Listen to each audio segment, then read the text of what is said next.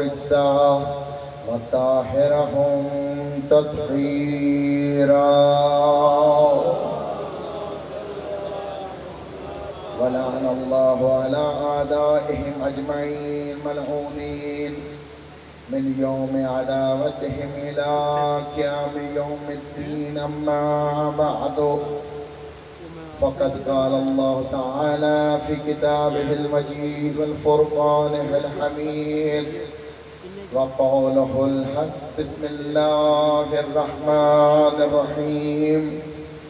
يا أيها الذين آمنوا أطيعوا الله وأطيعوا رسوله وأولي الأمر منكم صلوات.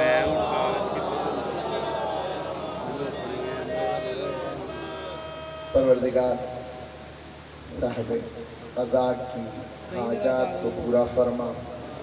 اے پروردگار، جس نے صف اعضاء کو بچھانے میں مدد کی ہے، پروردگار ان کی توفیقات خیر میں اضافہ فرما۔ اے پروردگار، کوئی غم نہ دے سوائے غم شبیر کے۔ پروردگار ان کے مرحومین کے درجات کو بلند فرما، حاضرین کے مرحومین کے درجات کو بلند فرما۔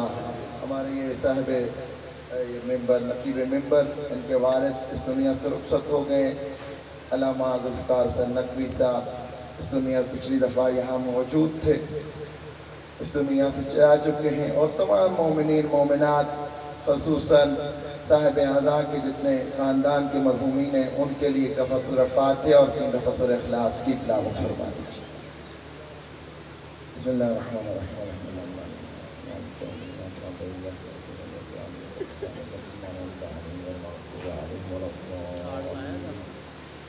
بسم اللہ الرحمن الرحیم۔ قل هو اللہ احد اللہ الصمد لم یلد ولم یولد ولم یکن له کفوا احد۔ بسم اللہ الرحمن الرحیم۔ قل هو اللہ احد اللہ ولم یولد ولم یکن له کفوا احد۔ بسم اللہ الرحمن الرحیم۔ قل هو اللہ احد اللہ الصمد لم یلد ولم یکن له کفوا احد۔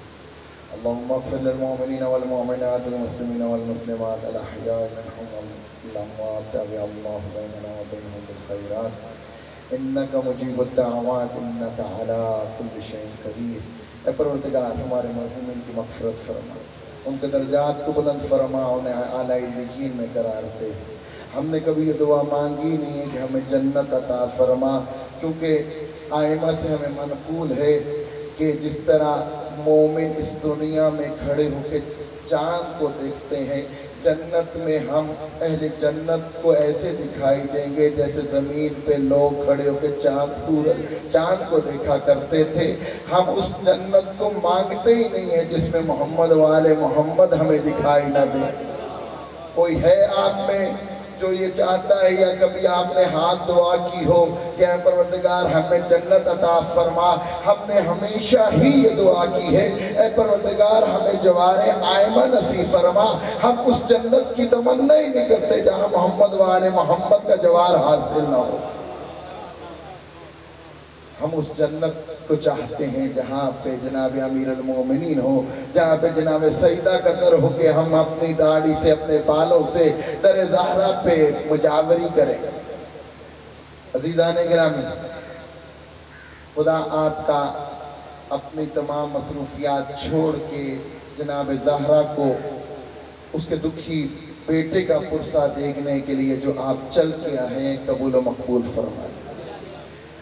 جو عزادار غم حسین کا پرسہ دینے کے لیے جناب زہرہ کو آتا ہے تو آئمہ فرماتے ہیں کہ جب وہ اپنے گھر سے نکلتا ہے، ایک قدم اٹھاتا ہے تو اللہ تعالیٰ اس کی نامہ اعمال میں 90,000 نیکیاں درج کر دیتا ہے۔ اور بس اتنا ہی نہ، صرف اتنا نہیں بلکہ 90,000 گناہوں کو مٹا دیتا ہے۔ اب وہ اپنی اہمیت خود جانے جو جتنا قدم چل کے آیا ہے، اور جو صف عذاب بچھاتا ہے۔ آئمہ فرماتے ہیں جو صف عذاب بچھاتا ہے ہمارے جد مظلوم کی، اس کو جو کم از کم اجر اللہ تعالیٰ عطا کرتا ہے اس پہ جنت کو واجب کر دیتا ہے۔ یہ عزاداری، یہ صف عذاب، یہ ہماری درسگاہ ہے۔ ہم اگر محمد والے محمد کے چاہنے والے آج موجود ہیں تو صدقہ عزاداری کا یہ صف اعلیٰ اس کا سبب ہے کتنی قومیں آئیں، کتنے قبیلے گزرے، کتنے کلمہ کو آئے، کتنے مذہب بنے، کتنے فرقے بنے، لیکن آج ہم کہتے ہیں ہم اہل تشیع محمد و آل محمد اپنے دین کو سچا مانتے ہیں۔ ہمارے پاس دلیل ہے، کیوں؟ ہم تک تعلیمات اس طرح پہنچی جیسے رسول خدا نے جناب امیر المومنین کو پہنچائی تھی، جیسے امیر المومنین نے امام حسنین کو پہنچائی تھی، جیسے امام حسنین امام سجاد کو پہنچائی تھی، جیسے امام محمد باقر کو پہنچی، جیسے امام جعفر صادق کو پہنچی، جیسے امام محمد، جیسے امام موسیٰ کاظم کو پہنچی، جیسے امام علی رضا کو پہنچی، جیسے امام محمد تقی کو پہنچی، جیسے امام علی نقی کو پہنچی، جیسے امام حسن عسکری کو پہنچی، جیسے امام قائم حجت تک پہنچی، اور جیسے انہوں نے اس تعلیمات کو اپنے 4 نائب تک پہنچایا۔ ان نائبین نے جب نیابت عامہ کا حکم ہوا تو علماء کرام جن کی ولدیت کا بھی ہمیں پتہ ہے، جو مومن تھے، جو متقی تھے، جو ایمان والے تھے، جو حلال زادے تھے، ہمیں اول عالم دین کا بھی پتا، اور آج تک ہم تک تعلیمات محمد و آل محمد ہم تک ایسے پہنچی جیسے میں نے ایک دھاگے کا سرا یہاں سے میں نے پکڑا اور دوسرا سرا جناب رسول خدا کے پاس ہے۔ ہم نے کہا ہم شیعہ خیر بریہ ہیں۔ ہم تک یہ تعلیمات کیسے پہنچی؟ اس مجلس ادا، اس صف ادا کی مرحوم ملت ہے۔ ہمارا بڑا تو بڑا، ہمارا چھوٹا بھی اس درس سے فیض حاصل کرتا ہے، اور کیا عظیم عظمت ہے اس ماں کے دودھ کی تاثیر کی۔ بچہ ماں کو ماں نہیں کہہ سکتا، باپ کو باپ نہیں کہہ سکتا، جیسے یا حسین کی آواز آتی ہے بچہ یوں سینے کے اوپر اپنا ہاتھ رکھنے لگ جاتا ہے، جیسے ہی نعرہ حیدری کہتے ہیں یا علی کہنے کے لیے دونوں ہاتھ بلند کر دیتے ہیں۔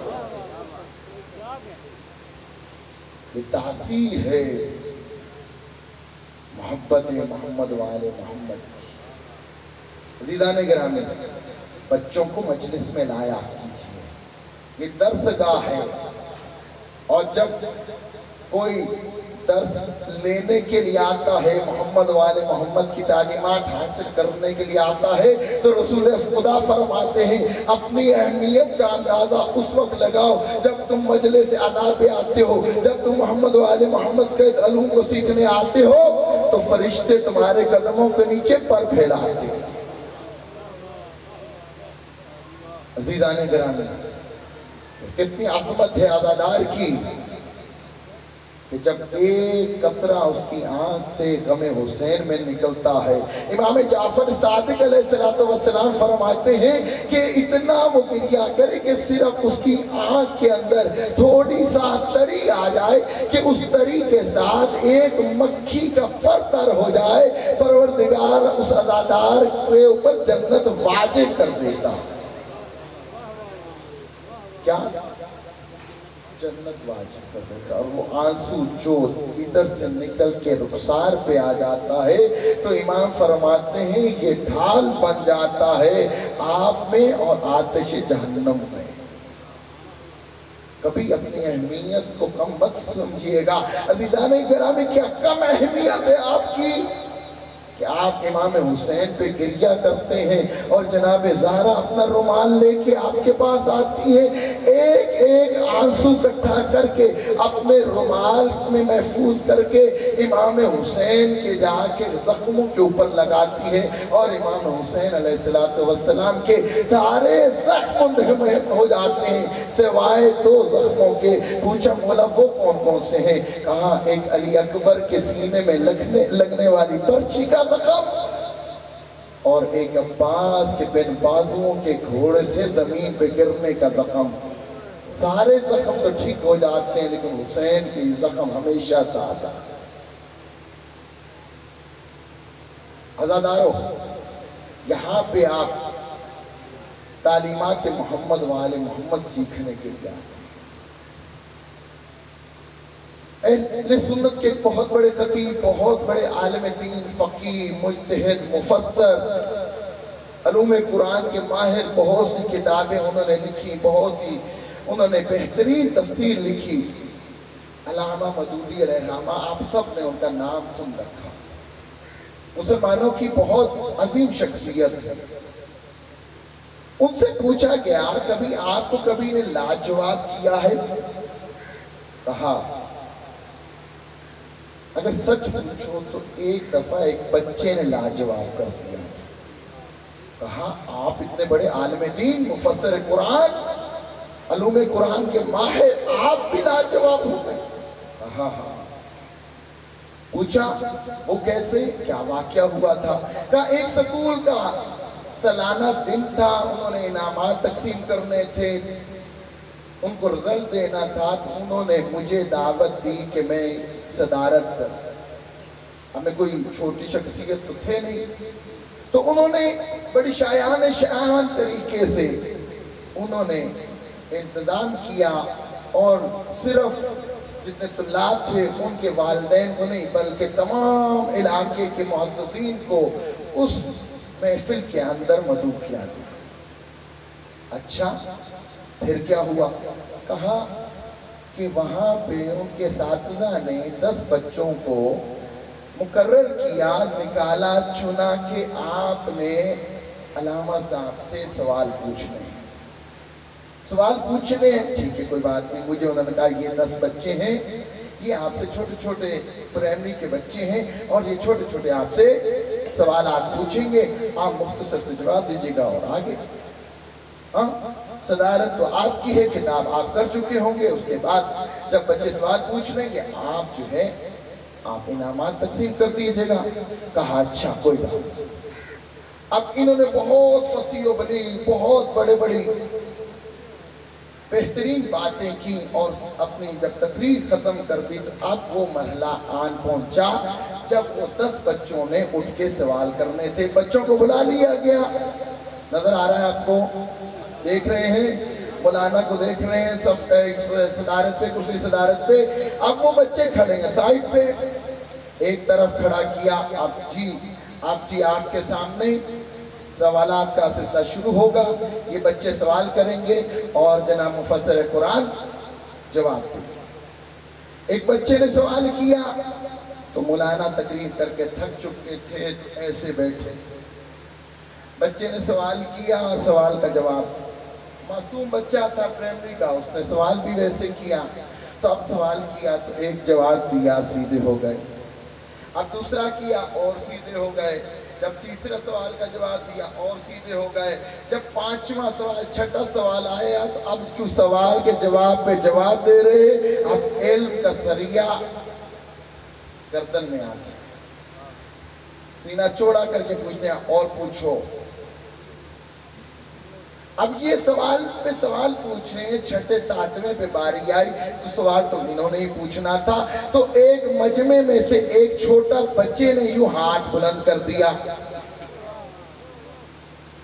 بچے نے یوں ہاتھ کھڑا کیا۔ اب مولانا اس طرح سینہ تان کے بیٹھے تھے، جواب پہ جواب دے رہے تھے، جواب پہ جواب دے رہے تھے۔ اب کہا جو مرضی پوچھنا ہے پوچھو، بڑی بات کر گئے تھے، بہت بڑا دعویٰ کر گئے تھے، پوچھنا ہے پوچھو۔ ایک بچے نے ہاتھ اٹھا لیا، پریشان بیٹھے ہیں آپ کہ بچے کو دیکھ رہے، ہاں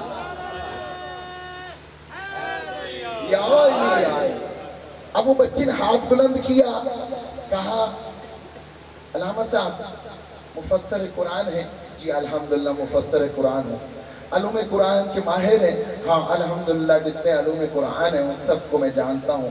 علامہ صاحب آپ قرآن سارا جانتے ہیں؟ الحمدللہ سارا جانتا ہوں۔ کہا قرآن کے اندر جتنی معلومات ہیں آپ تک ہیں؟ کہتے ہیں کافی حد تک میرے تک معلومات ہیں۔ کہا مولانا قرآن میں سے ایک سوال پوچھ سکتا ہوں؟ قرآن میں سے بھائی جس کا عالم ہے وہی سوال پوچھے گا نا۔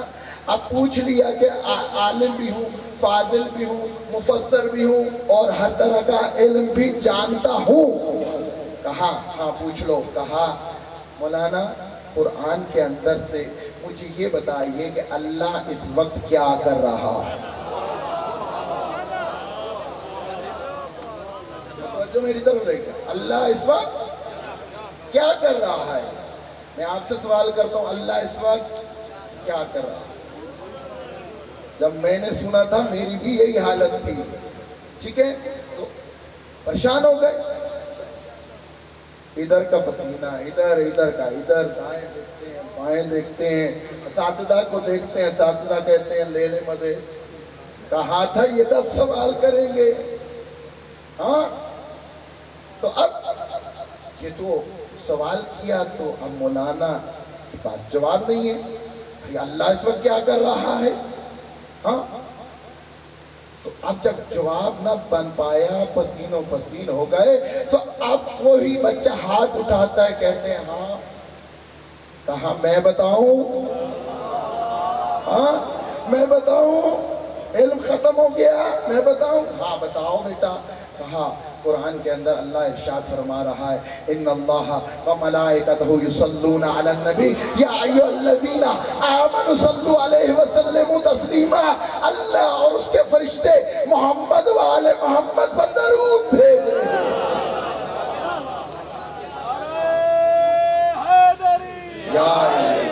کیا کر رہے ہیں؟ درود بھیج رہے ہیں. صرف بھیج رہا تھا نہیں، اب بھی بھیج رہا ہے اور آئندہ بھی بھیجتا رہے گا. ماشاءاللہ بیٹا بہت اچھے، بہت علمی سوال، بہت پیارا سوال، بہت اچھا سوال. اب مولانا نے اپنی تفسیر کے پیچھے تو یہ لکھ دیا کہ اتنی بات تھی، لیکن حاضرین کچھ کم نہ تھے، کافی تھے. انہوں نے کہا کہ مولانا پہلے سوال کر لیا.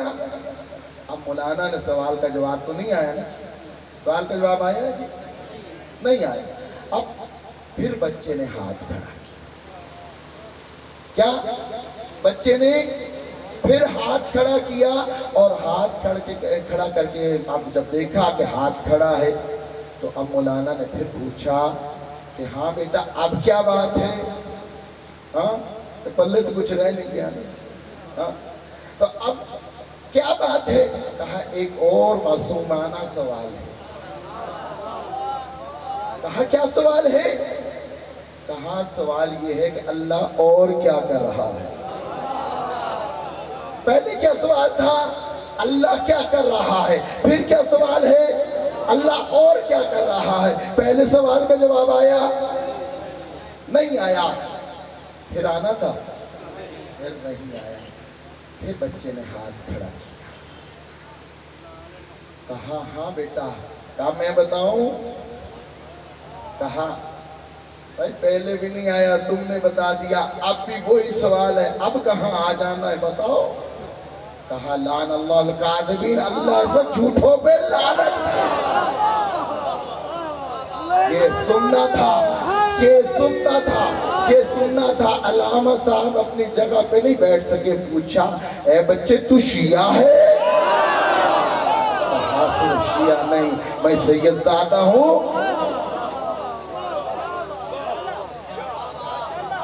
اللہ نے کہا یا ایھا الذین آمنوا، اے ایمان والو اطاعت کرو، اطیعوا اللہ، اللہ کی اطاعت کرو، وَأَطِیعُوا الرَّسُولَ، اور اللہ کے رسول کی اطاعت کرو، وَأُولُو الْأَمْرِ مِنْکُمْ، اور اولو الامر کی اطاعت کرو.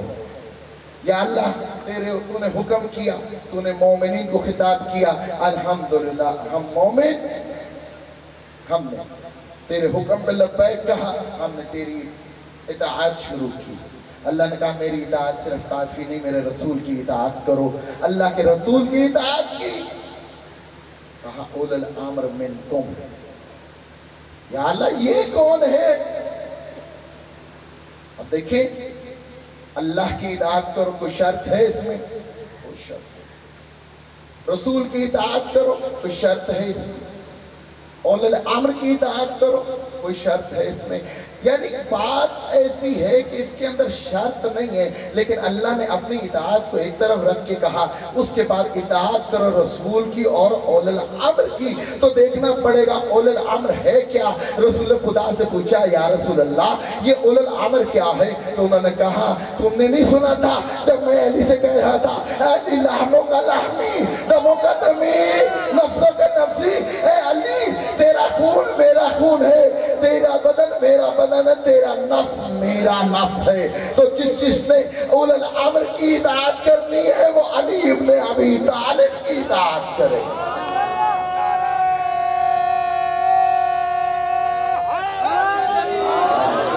شاہ صاحب کی صحت و سلامتی کے لیے بھی ایک دفعہ بآواز بلندتر صلوات۔ لیکن جی نعرہ لگانا ہے تو مل کے لگائیے۔ سلیمان نعرہ حیدری، جو جس کی مجبوری نہیں ہے میں نعرہ لگاؤں گا، اس نے ہاتھ بلند کر کے میرے نعرے کا جواب دینا ہے۔ نعرہ تکبیر، نعرہ رسالت، نعرہ حیدری، حسینیت، حسینیت، جدیدیت، نعرہ حیدری، سلامت رہے۔ تو اللہ نے کہا اطاعت کرو اللہ کی، ہم نے کہا لبیک یا اللہ، ہم نے پڑھا لا الہ الا اللہ، اللہ کی اطاعت ہو گئی۔ پھر اللہ نے کہا رسول کی اطاعت کرو، ہم نے کہا محمد رسول اللہ، ہم نے محمد رسول اللہ پڑھ کے رسول کی اطاعت کی۔ پھر اللہ نے کہا وَأُولِي الْأَمْرِ مِنْكُمْ، ہم نے کہا علیٌ ولی اللہ، ہم نے علی امیر المومنین کی ولایت کی گواہ دی۔ عزیزان گرامی، 3 گواہیاں ہیں، پھر 3 شہادتیں بھی دینی پڑے۔ ہاں جب ہم نے یہ 3 شہادتیں دے لی کہ لا الہ الا اللہ محمد رسول اللہ علی ولی اللہ، تو 3 بیماریاں بھی پیدا ہو گئی۔ جی پہلی بیماری شرک، یا اللہ شرک بیماری آ گئی، اس کا علاج کہا بڑا آسان، جیسے کہا لا الہ الا اللہ پڑھ لو شرک جاتا رہے گا۔ کہا دوسری بیماری کفر، یا اللہ اب کیا کریں؟ کہا محمد رسول اللہ پڑھ لو بیماری چلی جائے گی۔ کہا یا اللہ تیسری بیماری کیا ہے؟ کہا وہ نفاق ہے۔ کیا ہے؟ منافقت ہے۔ کہا اب یہ کیسے؟ تو ہم نے کہا اب ادھر ادھر تو دیکھتے نہیں ہیں، ہم تو مانتے ہیں ان کو جن کو اللہ نے منوایا ہے۔ تو ہم رسول کے در پہ چلے گئے، یا رسول اللہ بتائیے یہ نفاق کی بیماری کا علاج کیا ہے؟ ہاں تو عزیزان گرامی، رسول خدا نے کہا میں نے پہلے بھی کہا تھا پھر کہتا ہوں، ایسے تین مجلس میں جا کے اعلان کر دینا کہ علی سے رسول خدا نے کہا تھا اے علی حبوں کا ایمان و بغضوں کا نفاق، اے علی تیری حب ایمان کا حصہ ہے اور تیرے سے جو نفاق کرے، جو بغض رکھے، جو تجھ سے دشمنی کرے وہ نفاق ہے، وہ منافق ہے۔ عزیزان گرامی، مدینے والے مکہ والے مسلمانوں نے بھی یہ اعلان کیا تھا کہ اے رسول ہم ایمان والے، قالت الاعاب آمنا، عربیوں نے کہا تھا کہ ہم بھی ایمان لے کے آئے۔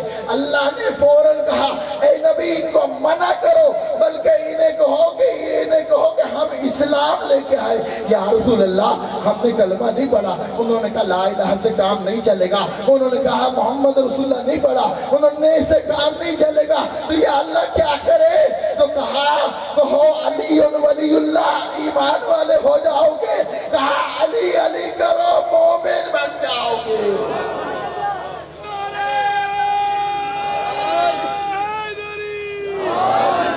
تم سے نفاق دور ہو جائے گا۔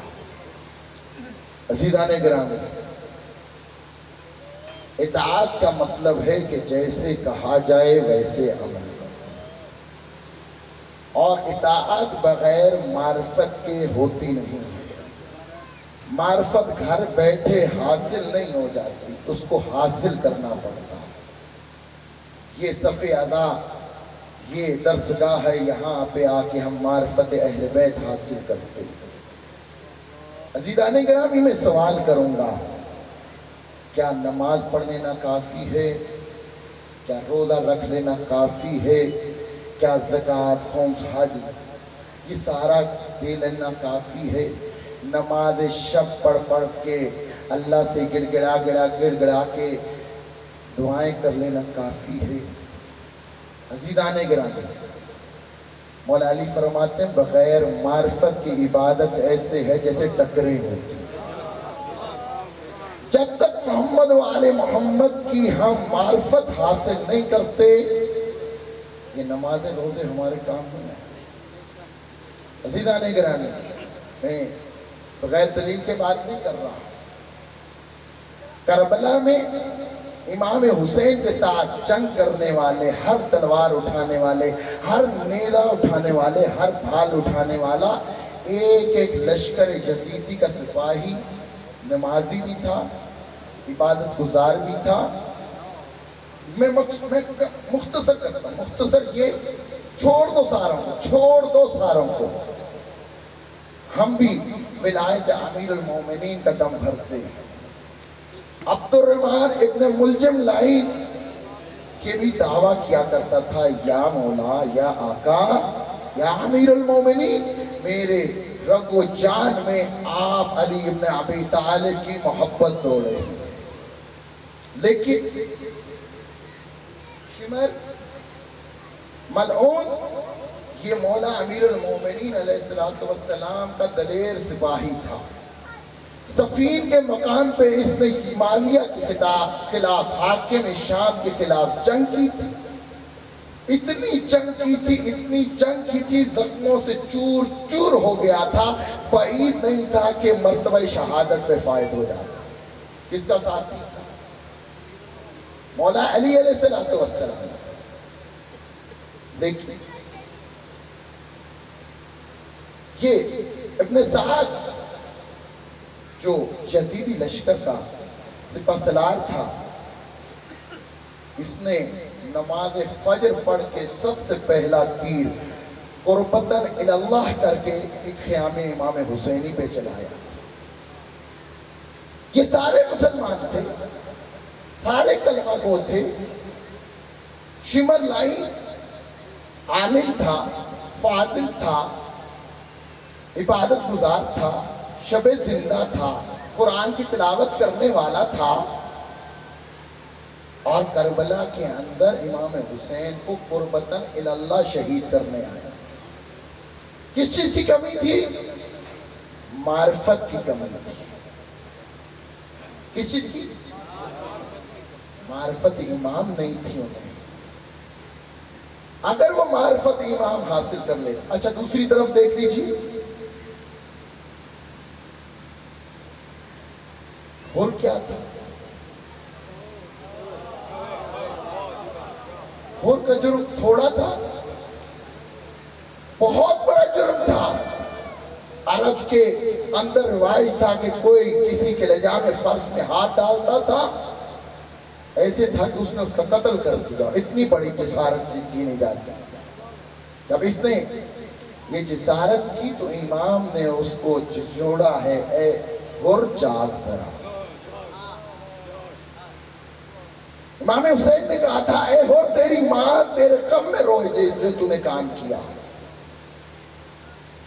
کہا اے مولا آقا، اے حسین ابن علی، تیری ماں کا نام کے اوپر صرف میں درود بھیج سکتا ہوں، اس کے علاوہ کچھ نہیں کہہ سکتا۔ جب امام نے سے جوڑا تو اس کی آنکھ کھلنا شروع ہو گئی، اور جب اس نے امام حسین کی معرفت حاصل کر لی تھی تو وہ حر جو جس پہ جہنم واجب ہو گئی تھی، صبح عاشور وہی حر جنتی تھا، بلکہ جناب زینب جیسی ثانی زہرا اس پہ سلام بھیج رہی تھی۔ اور امام حسین فرما رہے ہیں، اے حر انتا حر فی الدنیا والآخرہ، تو دنیا میں بھی حر ہے اور آخرت میں بھی حر ہے۔ تو جب تک معرفت حاصل نہیں ہوگی تو عزیزان گرامی، ہم اہل بیت علیہ السلام کی محبت کا حق ادا نہیں کر سکتے۔ امام زمانہ اب تک کیوں نہیں ظہور کر رہے؟ کیا تھوڑا ظلم ہو رہا ہے؟ کیا ہم نے تھوڑے لاشیں اٹھائیں آج تک؟ آج تک ہم امن و امان سے اپنے عزیزوں کے لاشوں کو اٹھا کے، کل پھر ہم نے 2 لاشیں اٹھائیں بہاول نگر میں۔ امام کیوں نہیں آ رہے ہیں؟ ہمیں اپنے گریبانوں میں جھانکنا ہے، ہمیں دیکھنا ہے امام کیوں نہیں آ رہے ہیں۔ عزیزان گرامی، ہم امام کے لیے کر کیا رہے ہیں؟ حکم ہے کہ امام کے لیے میدان فراہم کرو، حکومت حاصل کرو۔ مولا نہیں کر سکتے، طاقت نہیں ہے، ہمت نہیں ہے، کہا نہیں حکومت کم کر سکتے، تو پھر اپنے اہل محلہ پہ اپنی حکومت کرو۔ مولا اہل محلہ والے بھی نہیں ساتھ دیتے، کہا اپنے گھر والوں پہ، اپنے خاندان والوں پہ اپنی حکومت قائم کرو۔ کہا مولا وہ بھی نہیں کرتے، کہا اپنے گھر پہ آ جاؤ، بیوی بچوں پہ اپنی حکومت کرو۔ کہا مولا وہ بھی نہیں مانتے، کہا اپنے نفس کو اپنے تابع کر کے اپنے نفس پہ حکومت کرو۔ جب تمہارا یہ نفس مطمئنہ کا پیروکار ہو جائے گا، امام زمانہ کہیں گے آ میرے ماننے والے، آج میں ظہور کر چکا ہوں، تو آپ ادھر ادھر نہیں دیکھیں گے، آپ کا نفس مطمئنہ کہے گا لبیک یا امام قائم۔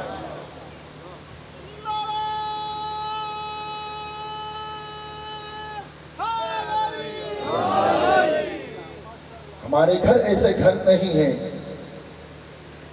ہمارے محلے ایسے محلے نہیں ہیں، ہمارے نفس ایسے نفس نہیں ہیں کہ جو امام کے تابع ہو جائیں۔ آج امام ظہور کریں، آج روز جمعہ، اس لیے میں نے اس موضوع کو چھیڑا ہے کہ آج متوقع ظہور ہے امام زمانہ عجل اللہ تعالی شریف کا۔ جناب امیر المومنین علی ابن ابی طالب سے لے کے امام حسن علیہ السلام تک 11 اماموں کی معرفت کے ساتھ ان پہ ایمان رکھنا واجب ہے، جبکہ امام زمانہ کی معرفت بھی چاہیے اور ان کی بیعت بھی ہم پہ واجب ہے۔ اور بیعت کہتے کسے ہیں؟ کہ اپنا نفس، اپنا جان، اپنی مال، اپنا سب کچھ امام کے ہاتھوں پہ بیچ ڈالو، پھر آپ کی ذات آپ کی نہ رہے، امام زمانہ کی ہو جائے۔ تو ہم میں سے کتنے ایسے تیار ہیں جو امام ابھی اسی وقت ظہور کر لیں اور ہم اٹھ کے کھڑے ہو کے کہیں مولا چلیے؟ آیت اللہ سستانی مدد اللہ عالیہ شیعوں کے بہت بڑے آیت اللہ ہیں، یہود عیسائیوں کا سب سے بڑا جو عالم ہے اس کے در پہ چلا گیا، دیکھا تھا نا؟ ان کے والد نے یہ ارادہ کیا کہ میں امام زمانہ کی ظہور، امام زمانہ کا دیدار کروں۔ توجہ میری طرف، تھک تو نہیں گئے؟ اگر تھکے نہیں ہیں تو نعرہ تکبیر، تھک گئے۔ اللہ کا نام جو بلند نہیں لیتا وہ علی کا نام بلند کیسے لے گا؟ نعرہ تکبیر، نعرہ رسالت، نعرہ حیدری۔ آیت اللہ سستانی کے والد نے 40 دنوں تک زیارہ عاشورہ پڑھی، 40 مختلف مساجد میں 40 جمعہ، شب جمعہ زیارہ عاشورہ کی تلاوت کی۔ 11ویں جب 40ویں شب جمعہ کر چکے تو اب دعا کیا پروردگار اپنے حجت کا دیدار کروا دے۔ اب جیسے ہی باہر مسجد سے نکلے تو ایک نورانی شخصیت دکھی، پہچان گئے امام وقت ہیں۔ اب جیسے ہی دیکھا تو یہ ان کے پیچھے پیچھے چلنے لگ گئے۔ مشہد مقدس کی گلیوں میں گھومتے گھومتے ایک مکان کے اندر امام داخل ہوئے تو وہاں پہ کسی مومنہ کی فوتگی ہو گئی تھی، انتقال ہو گیا تھا۔ امام جا کے اس کے پاس بیٹھ گئے اور انہوں نے میری طرف متوجہ کر کے کہا کہ اگر سب سے پہلے تو کہا میری زیارت کے لیے اتنی محنت مت کیا کرو، بس اس خاتون جتنا عمل کر لیا کرو، میں تمہیں اپنا دیدار کروا دیا کروں گا۔ تو اس کا مطلب ہے وہ مومنہ کوئی عام مومنہ نہ تھی، امام سے اس کی ملاقات ہوتی تھی۔ کون سا زمانہ ہے؟ وہ زمانہ جب ایران کے اندر بادشاہی دور تھا اور کسی عورت کو اجازت نہ تھی کہ حجاب پہن کے وہ باہر نکلے۔ جو حجاب پہن کے باہر نکلا کرتی تھی اس خاتون کی رداء کو چھین لیا جاتا تھا، اتار لیا جاتا تھا۔ پوچھا اس کے وارثین سے یہ کیا کرتی تھی جو امام وقت اس کی میت کے پاس آ کے اس پہ درود پڑھ کے گئے ہیں، اس پہ دعائے مغفرت کر کے گئے ہیں؟ کہا اس عورت کا معمول تھا کہ 40 سال ہو گئے ہیں یہ بغیر اپنے گھر سے باہر نہیں گئی ہے۔ کتنے سال ہو گئے؟ اپنے گھر سے باہر اس لیے نہیں گئی کہ میں باہر جاؤں گی تو بے حجاب نکلوں گی، اور میرے وقت کے امام کو بے حجاب عورت پسند نہیں ہے۔ امام کو اس کی اتنی بات پسند ہے کہ امام اس کی قبر پہ، اس کے جنازے پہ آ کے اس کی زیارت کو آئے۔ عزیزان گرامی، بہت سے واقعات بھرے پڑے ہیں، پھر کبھی موقع ملا تو عظمت امام زمانہ اور معرفت امام زمانہ پہ بات ہوگی۔ امام ظہور نہیں کر رہے اور پردے کے پیچھے بیٹھ کے اپنے جد امام مظلوم کا ماتم کر رہے ہیں۔ عزیزان گرامی، اللہ نے ہمیں ایک نعمت دی ہے، وہ نعمت ہے عصیان کی، کہ ہم جو بات سنتے ہیں ایک ہفتہ، ایک مہینہ، ایک سال تک یاد رہتی ہے۔ یہ ذکر ادا کیوں بار بار کرتے ہیں؟ اللہ کے حکم کی تعمیل کرتے ہیں جو رسول خدا کو کہا تھا ذکر فإن ذکر المؤمنین، کہ بار بار یہ ذکر کرو، یہ مومنین کو فائدہ پہنچاتا ہے۔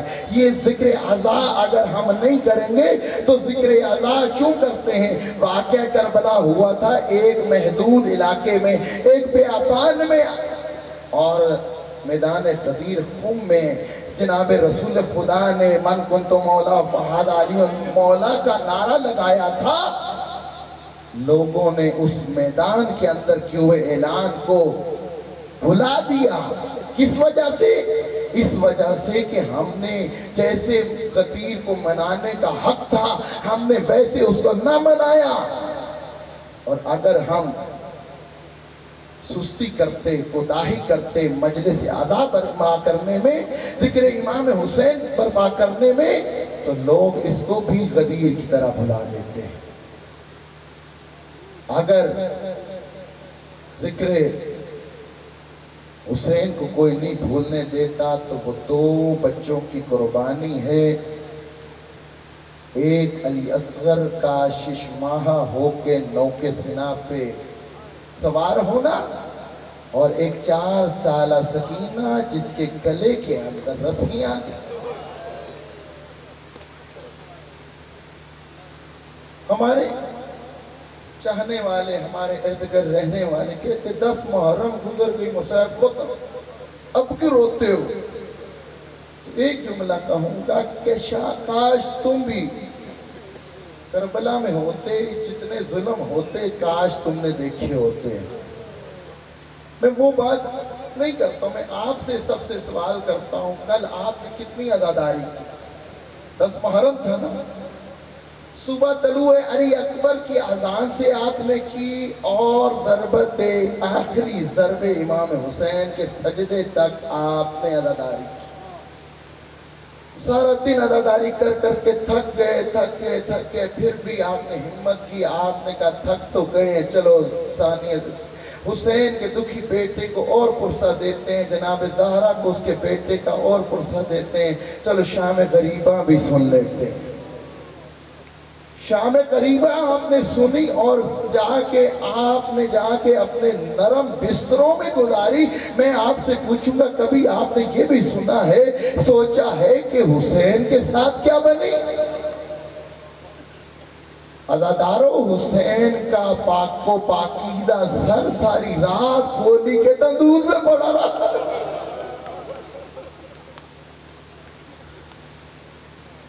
اجرکم من اللہ. خدا کوئی غم نہ دے سوائے غم شبیر کے. اے پروردگار جناب زہرا کو ہم سے راضی خوشنود فرما، ہمیں ان کی شفاعت نصیب فرما. مولا سجاد کیونکہ امتحان حسین ختم ہو چکا ہے، اب بات ہوگی تو امتحان زینب کی ہوگی یا امتحان سجاد کی ہوگی. مدینہ میں جب قید نبھا کے چلے گئے نا سجاد مولا، تو ایک چاہنے والا امام کے سامنے آیا اور باتیں کرنے لگا، اور باتوں میں اس کے منہ سے جناب ابوالفضل کا نام نکل گیا. اور جب جیسی مولا عباس کا نام نکلا نا تو یہ شام و کوفہ اور شام کے اور کربلا کے رستوں کا تھکا اور بیمار قیدی اپنے نشست سے کھڑا ہو گیا. اب اس نے کہا کہ پتہ نہیں میں نے نام لیا ہے عباس تب کھڑے ہوئے ہیں یا پتہ نہیں کیوں کھڑے ہوئے ہیں. اس نے امتحان لینے کے لیے دوسری دفعہ مولا عباس کا نام لیا. اب جیسے دوبارہ نام عباس کا ہونا تھا، امام نے اپنے پہلو پہ ہاتھ رکھ کے پھر استقبال کے لیے کھڑے ہو گئے. جیسے مولا عباس کے نام پہ کھڑا ہونا اس نے دیکھ لیا نا، اس کو یقین ہو گیا یہ بیمار امام اپنے چچا عباس کے احترام میں کھڑا ہو رہا ہے. اب اس نے تیسری دفعہ پوچھا، امام کھڑے ہوئے. اس نے چوتھی دفعہ پوچھا، پانچویں دفعہ کھڑا ہوا امام. چھٹی دفعہ پوچھا. جب 7 دفعہ پوچھ چکا نا تو رو کے کہتے ہیں اے بندہ خدا میرا امتحان نہ لے، قیامت تک اللہ تیری بھی زندگی لمبی کر دے، میری بھی زندگی لمبی کر دے، تو قیامت تک میرے چاچا عباس کا نام لیتا رہے. میں امام معصوم اپنے چاچا کے احترام میں کھڑا ہوتا رہوں گا. پوچھا اتنا احترام؟ کہا میرے چاچا نے جو کیا ہے وہ کسی اور نہیں. ایسا کیا کر دیا آپ کے چچا نے؟ کہا کربلا کے اندر جو اس نے وفا دکھائی وہ تو دکھائی، جب تک زندہ رہا جو وفا اس نے نبھائی سو نبھائی، لیکن مرنے کے بعد جو اس نے وفا دکھائی اس کا بھی ثانی نہیں. مولا ایسا کیا کیا تھا؟ کہا ہر سر تو نوکے سینہ پہ بلند ہو گیا تھا، لیکن قربان جو عباس تیری وفا کے جب اس نوکے سینہ پہ عباس کے سر کو بلند کیا جاتا تھا اپنے آپ کو گرا لیتے تھے. کہا کیا وجہ تھی؟ کہا میں نے بھی وجہ دیکھنا چاہی. تو جب میں نے دیکھا کہ جب بھی نوکے سینہ پہ عباس کے سر کو بلند کیا جاتا ہے نا تو عباس کی نگاہ پڑتی ہے پھپھیوں اور ماؤں کے بنر دار سر کے بالوں پہ. عباس جب زینب کلثوم کے کھلے سر کو دیکھتا ہے تو اپنے آپ کو نیچے گرا لیتا ہے. اور تو چارہ کوئی نہ ملا، گھوڑے کی گردن میں امام مولا کے سر کو باندھا گیا. جناب ام البنین مولا عباس کی ماں کو بیٹوں کی ماں یعنی ام البنین کہہ کے پکارا کیا کرتے تھے. 4 بیٹے تھے، حسن و حسین بھی اسے اماں کہہ کے پکارتے تھے.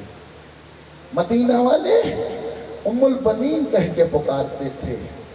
جب عباس چلے گئے قافلہ واپس آ گیا تو جب دیکھیں کہ آپ بچے تو رہے نہیں، مجھے ام البنین کہتے ہیں، جب جنت البقیع میں چلی جاتی ہے زمین پہ قبریں بنا کے کہتی ہے آج کے بعد سے مجھے کوئی ام البنین بیٹوں کی ماں نہ کہا کرے، وہ بیٹے ہی نہ رہے جس کی میں ماں تھی.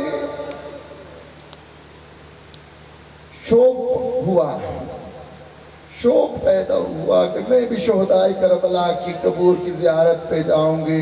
جب کربلا کا سفر کیا نا تو ساری قبروں پہ جانے کے بعد آخری قبر رہ گئی ابوالفضل عباس کی، آپ اور میرے مولا کی.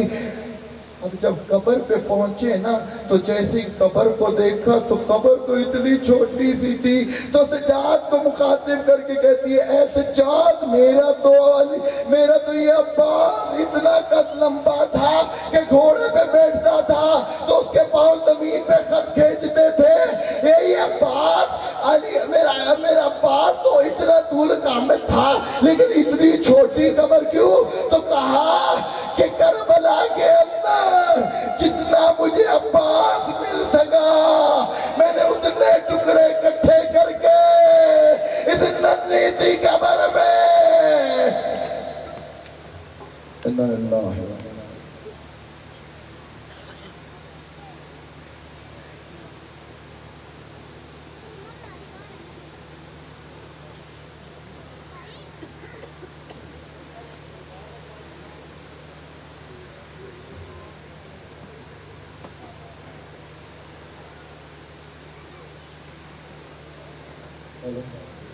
مومنین کرام ایک اعلان سماعت فرما لیں۔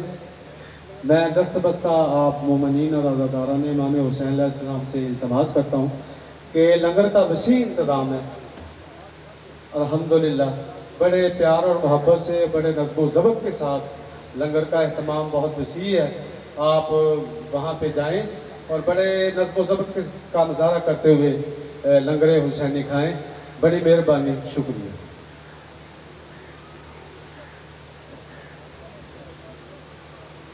ارض و سما میں کوئی بھی ایسی جگہ نہیں، ارض و سما میں کوئی بھی ایسی جگہ نہیں، ماتم تیرا حسین جہاں پر بپا نہیں۔ ارض و سما میں کوئی بھی ایسی جگہ نہیں، ماتم تیرا حسین جہاں پر بپا نہیں۔ رتبہ ہے کربلا کا حرم سے کہیں بلند، رتبہ ہے کربلا کا حرم سے کہیں بلند، کعبہ کی خاک خاک ہے خاک شفا